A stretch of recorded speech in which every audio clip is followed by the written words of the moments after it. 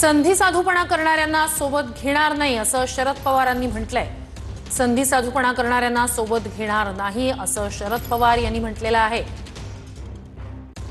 तर एक महत्त्वाचं वक्तव्य शरद पवार यांचं समोर येतंय। संधी साधूपणा करणाऱ्यांना सोबत घेणार नाही असं शरद पवार यांनी स्पष्ट केलेलं आहे। गांधी, नेहरू, चव्हाण यांचा विचार, फुले शाहू आंबेडकर यांचा विचार हा जो सगळे म्हणत असेल त्याचे सगळे मला मंजूर आहे। पण सत्याच्यासाठी भाजपवर जाऊन बसायचं ही भूमिका कुणी मांडत असेल तर हा विचार काँग्रेसचा विचार नाही। आणि त्यामुळं कुणाशी संबंध ठेवा पण भाजपशी संबंध हा काँग्रेसच्या विचारात असू शकत नाही।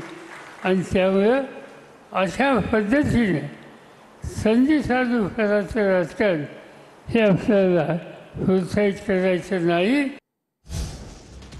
तर शरद पवार यांनी स्पष्टपणे आपली भूमिका मांडलेली आहे। संधी साधूपणा करणाऱ्यांना सोबत घेणार नाही, काँग्रेस विचार सोडणाऱ्यांना सोबत घेणार नाही।